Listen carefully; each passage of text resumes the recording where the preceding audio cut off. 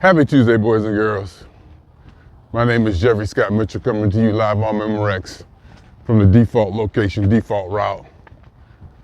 I want to stop and take time to wish everyone who hears this and who doesn't, to every entity, to every organism, to every inanimate object, to all parts of the universe, as I've said, every elementary particle and every atom in this universe and any universe that ever was, is, or will be. I want to take the time and to wish that and them and everything a happy new year. A happy, happy new year. The reason I brought it up this way and with such emphasis on the wishing of Happy New Year's is because there was a time when I couldn't do that. There was a time where it was very difficult for me to be happy for someone else or something else. And it's not like I was hating on them. It's not like if you'd asked me, so-and-so been to Europe. Isn't that nice? I would say, no, I don't want them to go to Europe, or no, I can't stand it because they went to Europe. It's not that I was hating on them. It's more that I couldn't be happy for them. And as I go on in life, I'm realizing it's because I wasn't fulfilled. I know this is a reoccurring subject, but I'm realizing that I didn't have what I wanted. I hadn't accomplished the things that I wanted to do. I was still in strong desire of stimulation or this or that or travel or accomplishment. So basically that kind of was in the forefront of my thinking. Again, it's not like I was hating on anybody, take it away from them, they don't deserve it. It wasn't nowhere near like that. It was just more or less that I couldn't be happy. Now, there was a little bit of haterade in there. There was a little bit of hate, whatever you want to call it. It really wasn't hate. I don't think I'm capable of hate. The way I was raised and the things I went to, I don't think I have the capacity to hate. I don't think I have the capacity to drum up that kind of emotion, because nothing in my life has pushed me to feel that way, to get there after 60 years, 62 years of this. My life has been so congenial, or I don't want to say good or whatever, that I was never pushed to a level where I actually hated. Now, there was a couple times where I remember dealing with the Los Angeles County District Attorney Office where it was very close to hate. They was taking money out of my check. There was nothing I could do about it. And that was probably one of the times I really had something in my heart that I couldn't control, and it really pushed me. I was pushed to a limit. But other than that, I may not even have the capacity to hate. So coming up and going through life, even when I was younger, even when I was too young to even have these things or experience these things, I would see somebody doing something or did something or accomplished something, and I'd be like, okay. Now I would study them. I would see how they did it. I may even ask them how they did it. Where'd you get that? How you get that? Where'd you get that from? But to be truly happy for them, no, I couldn't, because I didn't have it. I wasn't there yet. Now, at age 62, and in the position I am in life, as far as my foundation, living arrangements, job, career, family around me, people around me, my experiences, et cetera, my equipment, my cameras, my computers, my car, everything, my financial situation, all of it has come together to where I'm happy and I'm satisfied. I'm happy and I'm very satisfied, quite possibly even too satisfied. But I'm on it. I'm staying on it. You see, I'm out here getting my steps in. Out here, I still work on my web pages and my computers, my cameras, my hard drives. I keep all my data encrypted. You know, I'm still working on the empire. But for the most part, you know, I'm content. Like I said, possibly too content. Maybe there needs to be a sense of urgency. Considering what I want to accomplish, there may need to be a sense of urgency. But history doesn't work that way. History just happens. I wonder if that's true. Does history just happen? Not really. History doesn't just happen. The effort has to be put forth somewhere, and I'm putting forth the effort. I just can't gauge or determine or foresee how history is going to act on all the things I'm doing. That remains the unknown. I just know, build it and they will come. That's my idea. So I'm pretty content. You know, I got this, I got that. I've been there, done that, seen this. So now it's very easy for me. No, it's easier, or maybe easier for me to be happy for other people. In fact, I want other people to be happy and to get the things they want. Like I said before, I believe the greatest thing in the universe is a self-aware, conscious entity such as human beings accomplishing or becoming that which they want to be. Not what, you know, the standard of society wants them to be, not what we think is happy, not what is supposed to be good, not what is supposed to be prosperous, successful. It has to be determined by them. And to achieve that, I think is the greatest thing in the universe. And now that I ain't gonna say I achieved it because it sounds so final. It sounds like it's complete once you achieve it. But you know, now that I'm where I'm at, I want to see other people get there too. So I really do wish all the people around me and everybody a happy new year and success. Because number one, I don't want to have to worry about your problem when I'm going through life. I don't want to hear about, well, I do like hearing about it to a degree. And like hearing about it, maybe not the right way to put it, but I understand that going through people's problems, sharing people's problems and being involved, there's some stimulation in that. There's some kind of positive stimulation that I do get when people share their issues or problems, or exchange that emotion and share it with me, and I can go through it with them. There's something there.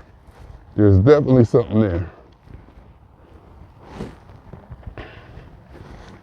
And it may be because of my self-perceived problem-solving abilities, my possible capability of thinking I can fix anything, or so it may be like, hey, what's your problem? Tell me what's your problem. Let's get it fixed. You know, I don't say let's get it fixed, but you know, you just listen. And I've learned how to gently make suggestions and gently I'm turning the brightness down. And gently kind of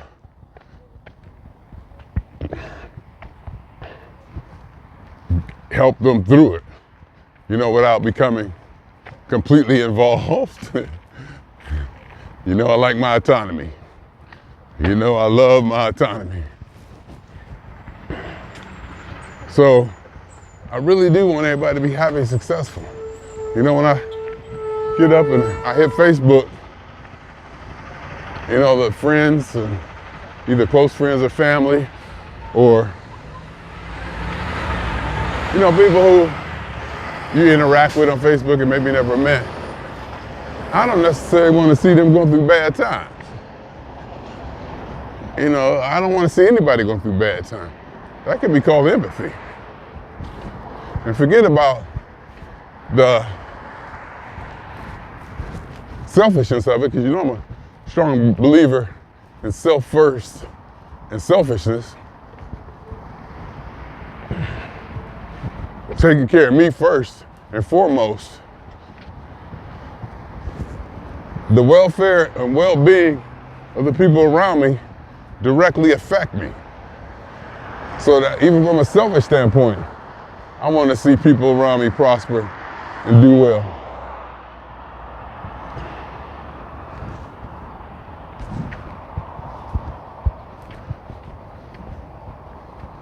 Because, you know, I'm happy, I'm there, and I want everybody else to be, especially people I really care about. Especially the people I really care about. And maybe, and also with that, maybe in another way, my vibration is so high, and my level of enthusiasm and love for my existence and excitedness and, you know, just optimism and all that, I found that, and I kind of thought I knew this years ago when I was young, that for me to be as happy as I want to be and to express that happiness, I need to be alone. You really can't, well, I found that it was difficult to really express my happiness to the level that I was capable of doing around other people, regardless of the situation. Regardless of the situation or the relationship. I found that a lot of times I can achieve my highest point of excitement or adulation. I don't know what the word is. I don't know what the word is. The highest level of vibration. I keep thinking vibration and frequency because I keep going. It just feels good. And I feel the serotonin and dopamine going through my body or whatever. I just feel hype and good. I found at an early age that for me to fully express that or to feel it, I had to do it by myself. Because other people react to it one way or the other. And it slowed me down or was a distraction from it. So over the years, it became easy for me to be alone and to do things by myself. I'll never, ever, ever forget, and I'll tell this story again. Me and Andrea was hanging out. I guess y'all could call it dating, but it was way beyond that. But we wasn't boyfriend, girlfriend. She was my best friend ever. If I had a best friend, you know, she did her thing, I did my thing. Sometimes we did things together. But we was just together. We was just, and I was going to the Super Bowl. I had a ticket to go to the Super Bowl. Pittsburgh was playing the Super Bowl. And we was talking on the phone, you know, oh, I'm gonna get these snacks, I'm gonna do this, I'm gonna do that. Yeah. And she got mad or something and said she didn't want to go and hung up. And I was like, oh well. And I got a chance to think about it. Think about going by myself. I got a real chance to say, you know, I really I got a good, because I always was with somebody. Back in that time, I was always with somebody. I always had a girlfriend or somebody to hang out with. You know, it was always, I wasn't coupled up, but I always had somebody there. Somebody was always there. And I was used to doing things like that. And going with her would have been fun. You know, we just was a good fit. If anybody was to allow me to be fully expressed, it would be her. You know, our relationship we had. And she was accommodating. She knew how to cook. Just everything. Just a good, you know, just a good, what she call not a company man, a side man. What was the word? Not navigator, but something where she used to even celebrate that because that was her personality.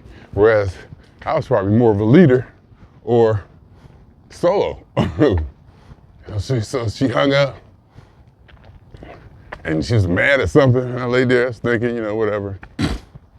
And by the time she called back, I was like, you know what? I'm gonna go by myself. And I'm gonna go by myself. And of course, she got a little bit upset. But I told her, I said, no. It ain't got nothing to do with you. It ain't got nothing to do with me. I'm gonna go down there. We're gonna be texting back and forth. And, we still, just like, our relationship ain't changed nothing. But I just want to go down there by myself. I want to do it by myself. And she, I talked her down and, got her through it. Because I knew when I told her I want to go by myself, it was going to be, first of all, she'd get mad and I ain't going. And hang up and they call back. And I say, I'm going by myself. And you know how it is. And I knew how to handle that.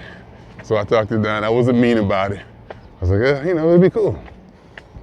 And so I went, I went and I had one of the best times of my life. I went by myself. I went and I had one of the best times I had ever had in my life. It was like the first time I ever did something intentionally by myself. Oh my God. I was talking to myself. I was talking to anything and everything. I was just free to go, to stop, to do this. It was one of the best experiences. It changed my life. From then on, that was 1996. From then on, when I travel, I've been traveling solo since, for the most part. For the very, very, very most part. I don't be having road dogs. I don't be having travel people. Ain't none of that. Hey, let's go to blah, blah, blah. Nope. It's like, I'm going there. I'm going. People look at me like, huh? Some people even ask, can I go with you? And I'll be like, But ever since then, I remember that first day going down there at Super Bowl by myself. I had a regular film camera, 35 millimeter camera, and this and that, and had my jersey and just went to a Super Bowl. But that experience by myself changed my life. Oh my God, changed my life. And even saying that, I done went down there and I, did this or that, I'm sure. But it was beneficial to me, or advantageous to me, I think, to know that she was okay. To know that she was okay, that me and her was still cool. She ain't hurt, she ain't too upset. Because the people around me matter. Now that I'm happy, I want everybody else around me to be happy too. I want everybody else around me to be happy too. Let's all be happy. Let's all celebrate. And like I said, there was a time when I didn't have what I wanted. I didn't feel my voice was being heard. I hadn't accomplished the things I wanted. And it was just hard for me to be happy for other people. But now,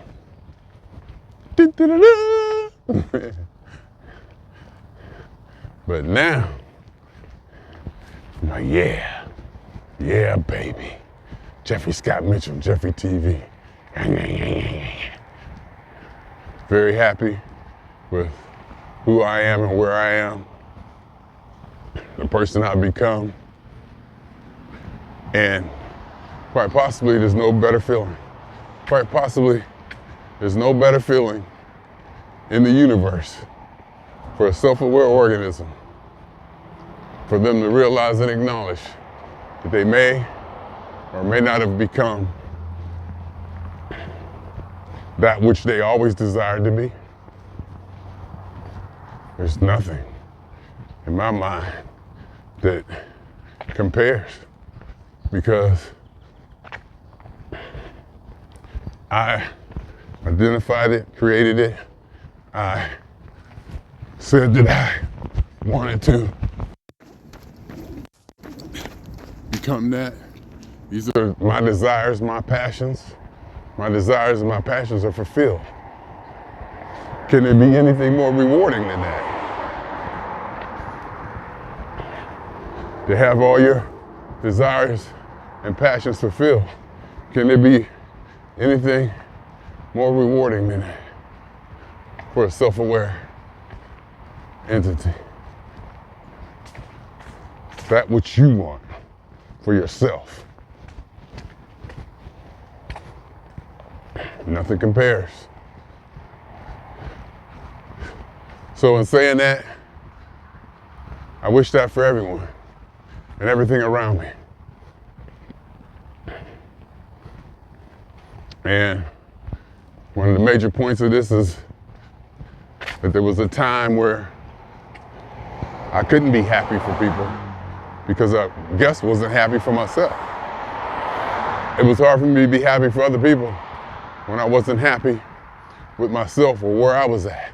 And it's not that, I was in a bad place or I'm doing bad.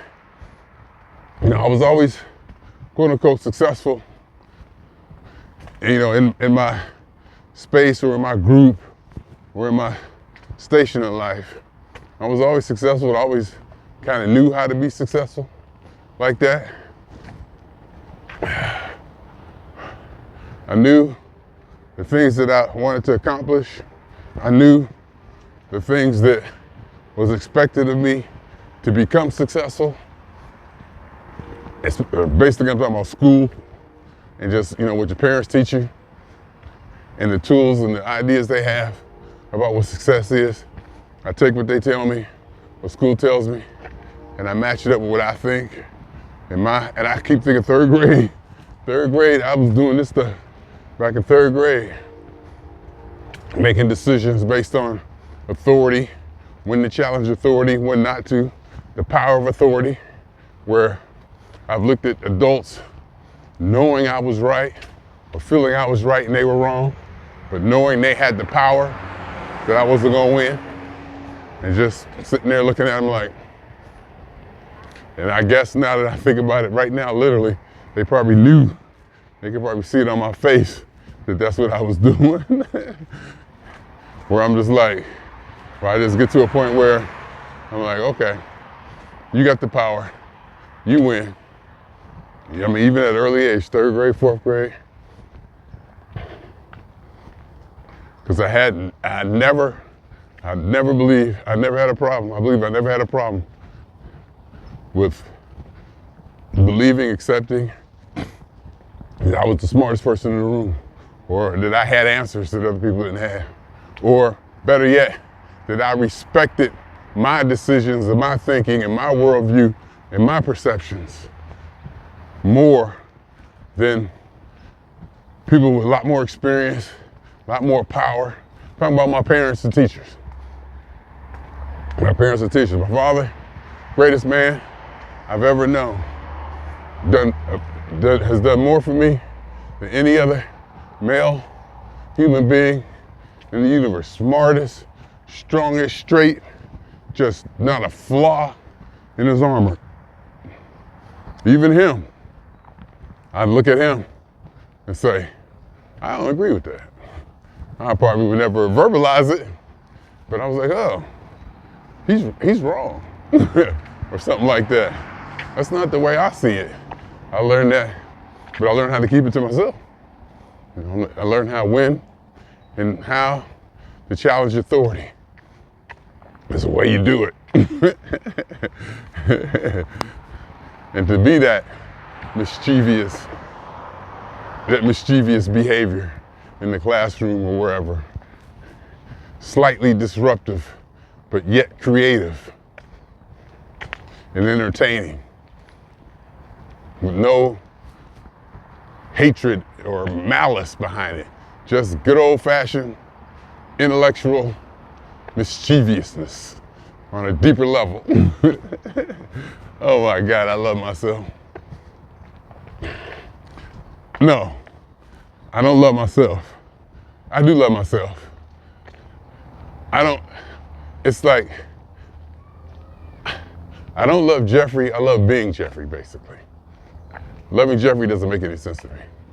I love Jeffrey. It kind of does, and some people in rudimentary terms might understand that. But it's more so I love being Jeffrey. I love that which I created.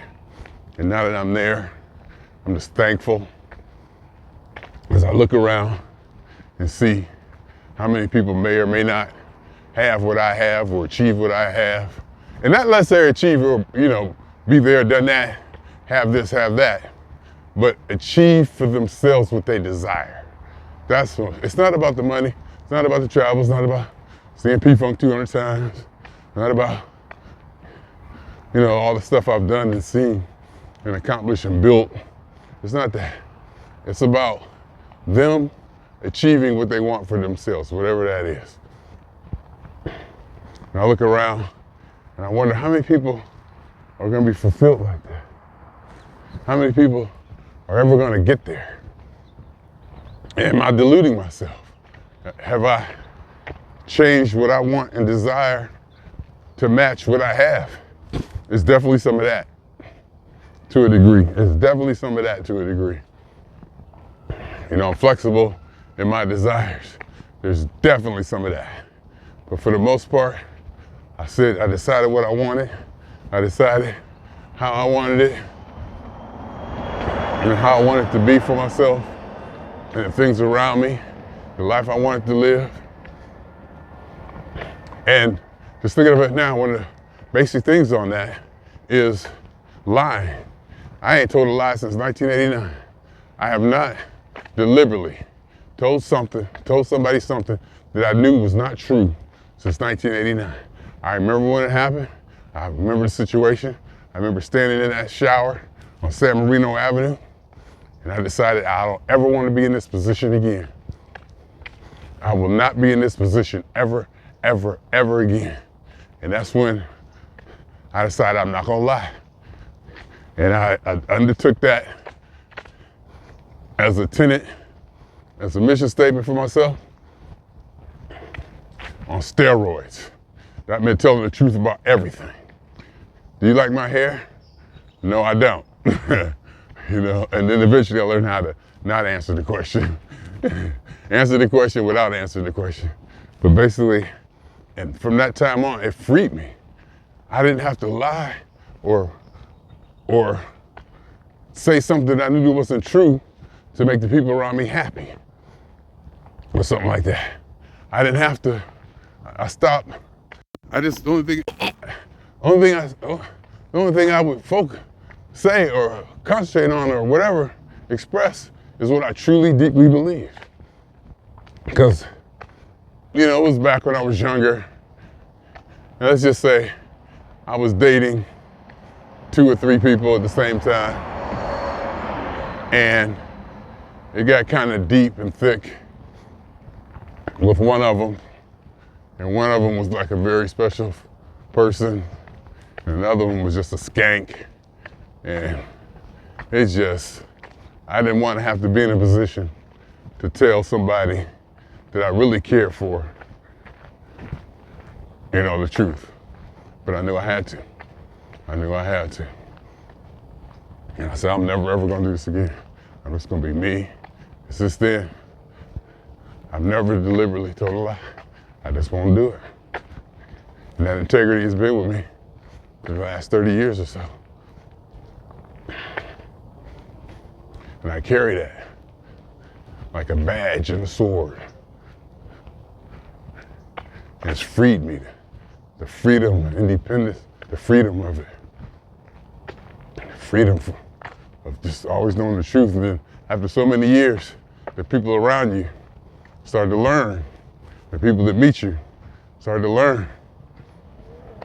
This guy's gonna tell you the truth. Be careful what you ask him, because he's gonna tell you the truth.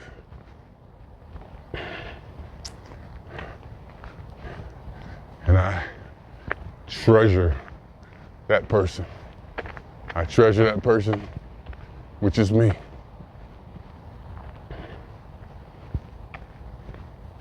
So the well-being and welfare of people around me and the people I care about is important. It's selfish, and I love selfish. Yeah, I think people need to be more selfish than self first. And I think that's, even though I've never told anybody what to be, and even though I know we need all kinds, like I said, people, I'm glad you're the kind of person you are, but I'm also glad I'm not like that. Because we need all kinds of people. We need people with empathy and sympathy save the whales, protect the environment. We need all kinds. We need diversity of all kinds of thinkings and understandings.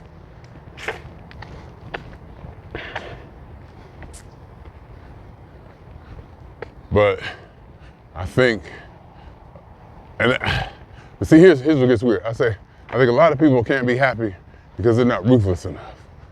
That statement may not jive with my overall philosophy, which is pretty much live and let live.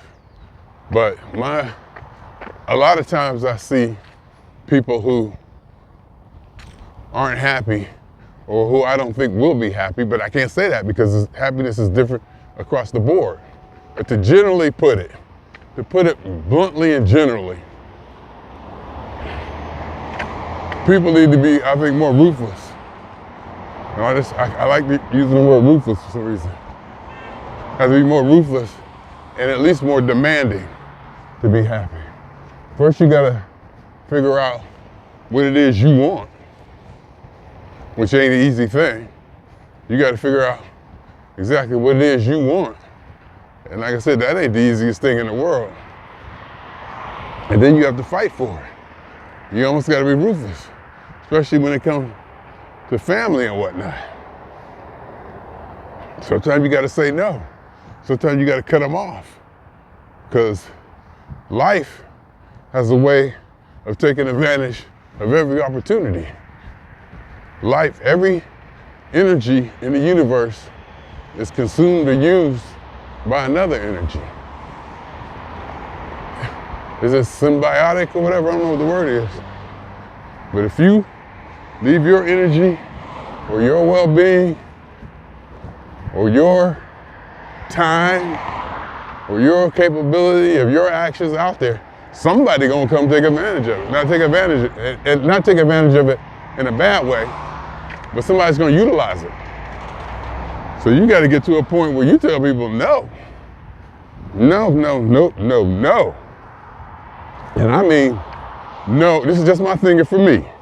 I don't want to apply this to everybody else. Because obviously there's some people out there who can't say no. And saying no, and them saying no, makes them unhappy. So you gotta better say no. And you gotta fight for a space.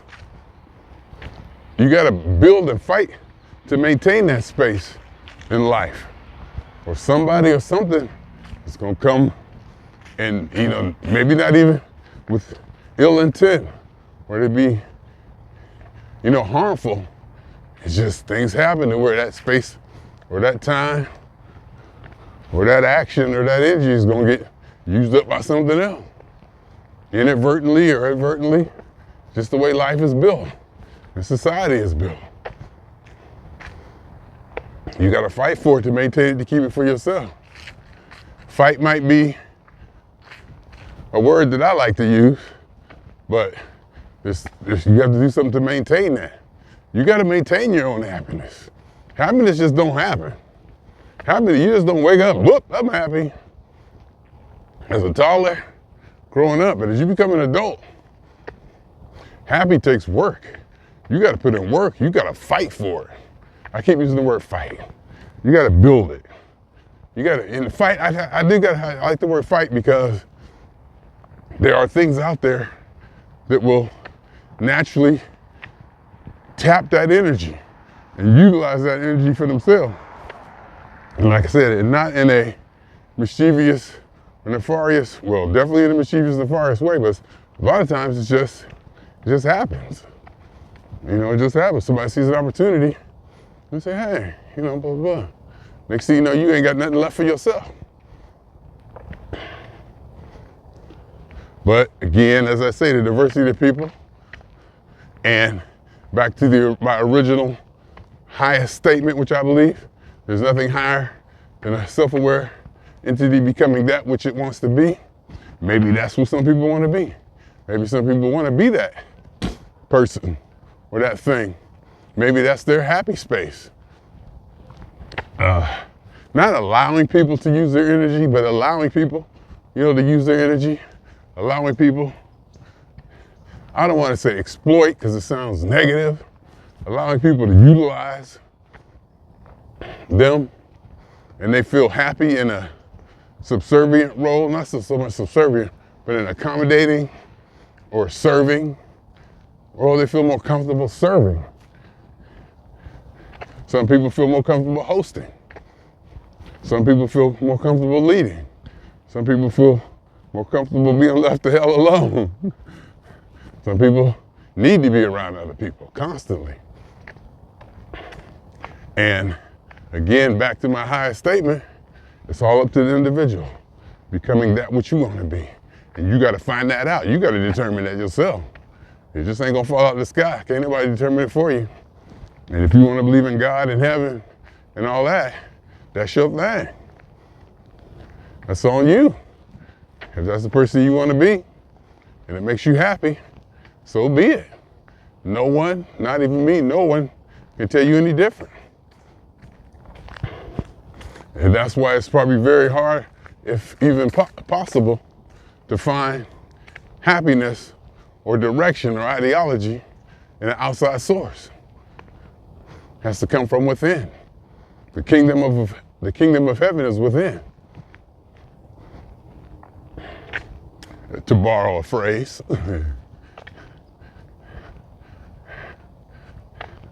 So I guess all that ties back into me being happy, wishing happiness on everyone around me. And let's do this thing, you know? This life thing. We're here, we live, we die. We live and we die. It's like at my father's funeral. You know, I'm standing there talking in front of the church, and my father laying there in the casket. And I look over, I said, you did it, man. You had a good life. You did it. You created the greatest thing in the universe, which is myself, me I was talking about. I mean, you respectable. Everybody, you know, Mr. Mitchell, I can't speak for him, I can't say about becoming the person he wanted to be, but he definitely lived an ideal.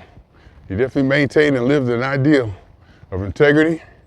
Everybody around him knew it, they saw it, they respected it. That's the real Mr. Mitchell right there. I myself don't have that much discipline. I was the one who, as he would always say, stop acting a fool. Acting a fool was my thing. And that was one thing he could not stand. Acting a fool was my thing, and that was the one thing he could not stand. And I think that's what happens between father and son. I know it's happened to me and my son. Just like the one thing I cannot stand, he does. The one thing that just gets me and I cannot stand, he does. And there's kind of a respect for that, you know? There's kind of a respect for that. I don't like tell him. Well, I do mention it, you know, I'm gonna mention it, you know, I gotta say something somewhere along the line. But you know, I'm not on him all the time about it, whatever he does. He just lives his way. And I remember when I was drinking, I was doing this and doing that, and probably, definitely not living the way my parents wanted me to, until I cleaned up and got myself together. I can understand that angst or that anxiety or that going through that, seeing your kids, not living the life that you think they should be living. But then you get older, as they get older, and you go, and you find yourself, you find where you're at, and you get closer to being the person you always want to be. That kind of stuff fades to the back. That kind of stuff fades to the back. Where, at least in my case, I became the priority. I have no problem with being the priority. I became the priority in my life. By far, bar none, unashamedly, unabashedly. It's Jeffrey. Jeffrey TV, damn it. Jeffreyism. Jeffery. And my parents, they created that. They created me. The greatest thing in the universe. So I looked at them laid in that casket saying, you did it, you did it. You know, you got through it, you were born, you went through life, and you died. We all got to do it. We all got to get through it. And you know me, I'm a grade. I'm a judge and grade. Did he do okay? Yeah.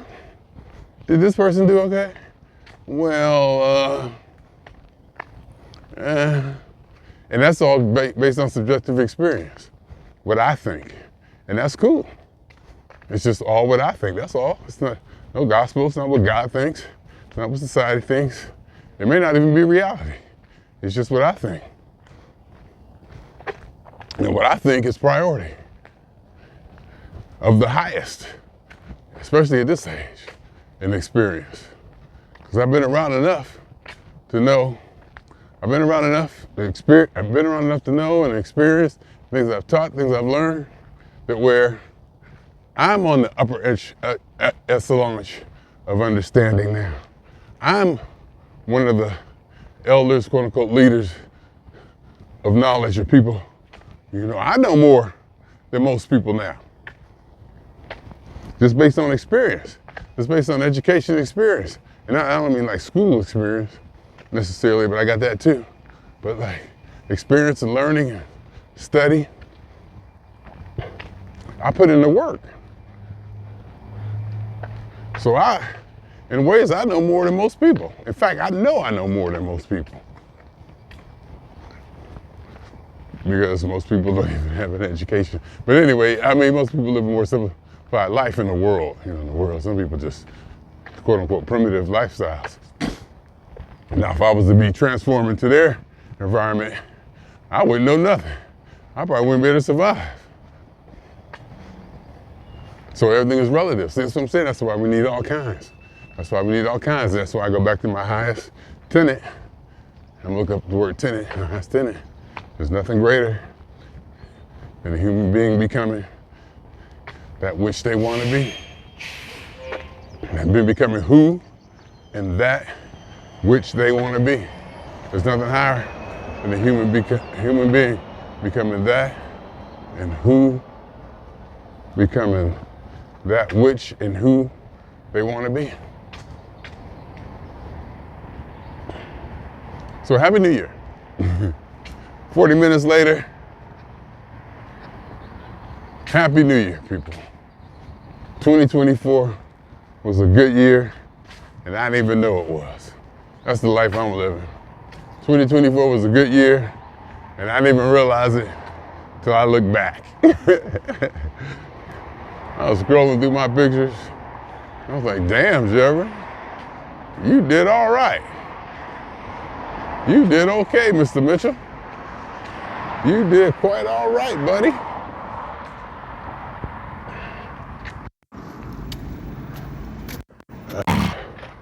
You did quite all right, Mr. Mitchell. In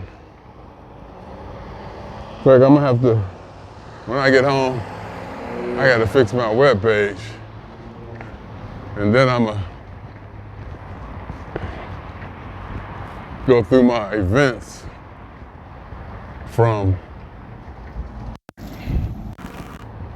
2024 and list them, rank them, you know, point out the notables in it. Just to see what I did. I gotta look back. The other thing I realized too, I be going back every 2 months. I'll be back in Youngstown like 6 times a year. What the hell? To see that granddaughter. To see that old granddaughter, that big head baby. To have her run me ragged. Actually, I'm not on the front lines, and I feel guilty even saying that. Terry, my ex-wife, and Kimberly, my daughter, who they're every day with her. That energy, oh my God, it just don't stop. It just don't stop. And you don't want to stifle it. You don't want to, tamp it down. But good God, it Whew. You can hear it coming. You hear it when it wakes up. Then them feet hitting the floor. Boom, boom, boom. Ain't nobody gotta walk all that hard. You're only 3 years old. And you come, ah! Screaming, ah! And then she used to bang on the door. So if we wake up, she'll come down and bang on the door. Kimberly will say, go downstairs. Go tell grandfather this. Go give grandfather that. Kimberly trying to get some time. Go give grandfather this. Go see grandfather. And here she comes.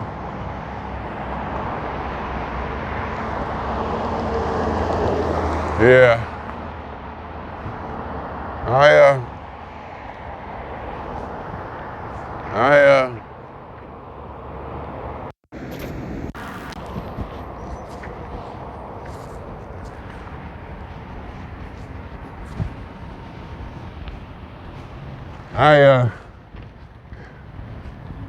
Yeah, I got a good life. I got a good life. Or should I say, I got the life that I wanted. I have the life that I wanted and have maybe even dreamed about. With that said, happy New Year to everyone. Blessings, joy, happiness all around.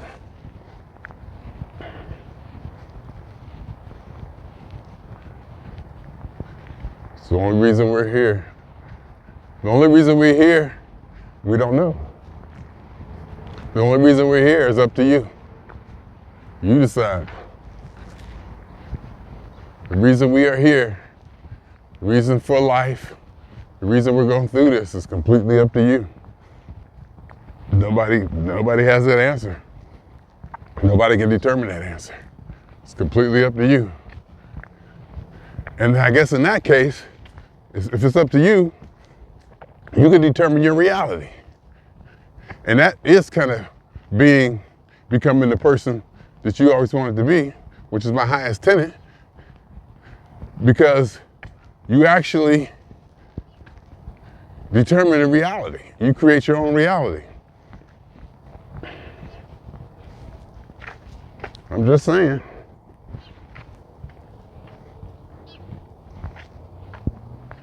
I'm just saying. See how it all comes to come together? See how it all comes together? And see how I say the same thing over and over and over? I mean, say the same thing multiple times. And it meshes with something else. And the concept grows. And the idea grows. You become the person you always want to be and create your own reality, your own direction, your own reason to be here. Nobody and nothing else could tell you why we're here or what we're supposed to do. Can't even tell you what you're supposed to do, what you ought to be. None of that. All of that is self-determined. And I absolutely love it the life is like that. No matter what you see on the news, what you hear at church, what you hear in school, what you hear from your family, it's up to you. It's up to you to decide what you want, what you are, and maybe not so much as what you can be. But it's possible. It's definitely possible to get there, especially in America. In America, all you gotta do is know how to fill out the paperwork. You get any goddamn thing you want. Find out where the paperwork is at, who has it, how to sign, fill it out, and who to submit it to. It's just that beautifully simple. Anyway, swinging on y'all 2 times. For me and for the funk. And for a happy new year to everybody and everything. To every elementary particle that has ever existed in any atom in this or any universe that ever was, is, or will be. The totality of it all, theory of universe. Hypothesis of all. as one. Happiest of New Year's. Happiest of New Year's, year. Happy New Year. My name is Jeffery.